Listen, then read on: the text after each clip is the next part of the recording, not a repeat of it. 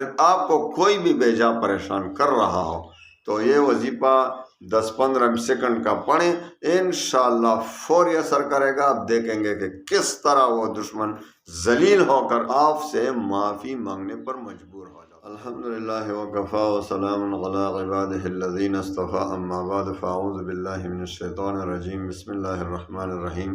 السلام علیکم ورحمۃ اللہ وبرکاتہ۔ پیارے بھائیو بہنوں، اگر آپ کسی سے بہت زیادہ تنگ ہیں، آپ کو پریشان کر رہے ہیں، کوئی بھی آپ کو پریشان کر رہا ہے بیجا، اس سے چھٹکارا چاہتے ہیں مجھ سے معافی مانگ لے، وہ ذلیل ہو، تو صرف 15-20 سیکنڈ کا وظیفہ بتا دیتا ہوں، انشاءاللہ تیر بہدف کام کرے گا اور آپ اس ظالم سے ہمیشہ کے لیے نجات پا جائیں گے، بلکہ الٹا وہ آ کر آپ سے معافی مانگنے پر مجبور ہو جائے گا۔ آج کل لوگ بیجا لوگوں کو تکالیف دے رہے ہیں، بیجا لوگوں کو پریشان کر رہے ہیں، بائی سے پریشان، آج کل قریبی رشتہ دار بھی ایک دوسروں کو پریشان کر رہے ہیں۔ تو اگر آپ کو کوئی بھی بیجا پریشان کر رہا ہو تو یہ وظیفہ 10-15 سیکنڈ کا پڑھیں، انشاءاللہ فوری اثر کرے گا۔ آپ دیکھیں گے کہ کس طرح وہ دشمن ذلیل ہو کر آپ سے معافی مانگنے پر مجبور ہو جاتا ہے۔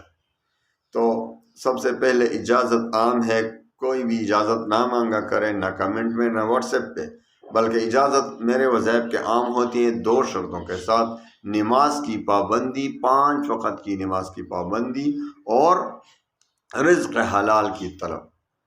تو اب آتے ہیں وظیفے کی طرف۔ وظیفہ بہت آسان ہے۔ آپ کسی سے تنگ ہیں تو آپ خوب وضو کریں اور قبلے کی طرف منہ کر کے بیٹھ جائیں، یا کھڑے کھڑے بھی کر سکتے ہیں، اور اپنا داہنا ہاتھ اپنے پیشانی پر رکھ لیں اور 3 بار یہ کلمہ پڑھیں: یا بدیع السماوات والارض، یا بدیع السماوات والارض، یا بدیع السماوات والارض۔ اور پھر اس دشمن کا جس سے آپ تنگ ہیں 3 بار اس کا نام لیں، اور وظیفہ پڑھنے کے دوران اس دشمن کو اپنے ذہن میں رکھ لیں، اس کا تصور کریں۔ اگر زیادہ دشمن ہوں تو ان سب کا تصور کریں، اور وظیفے کے بعد یا بدیع السماوات والارض کے پڑھنے کے بعد 3 بار ان دشمنوں کا یا اس دشمن کا، اگر ایک ہو تو ایک کا، زیادہ ہو تو زیادہ کا، تو ان سب کا 3 بار نام لیں۔ انشاءاللہ آپ دیکھیں گے، چند دن اس پر عمل کریں، اور پھر آپ دیکھیں کہ کس طرح وہ دشمن ذلیل ہو کر آپ کے پاس آنے پر مجبور ہو جاتا ہے اور آپ سے معافی مانگنے پر بھی مجبور ہو جائے گا۔ اللہ تعالیٰ تمام مسلمانوں کی باہم جو دشمنیاں ہیں ان کو اللہ تعالیٰ دوستی میں بدل لے۔ اللہ تعالیٰ مسلمانوں کے باہمی نفرتوں کو محبتوں میں بدل دے۔ وآخر دعوانا ان الحمد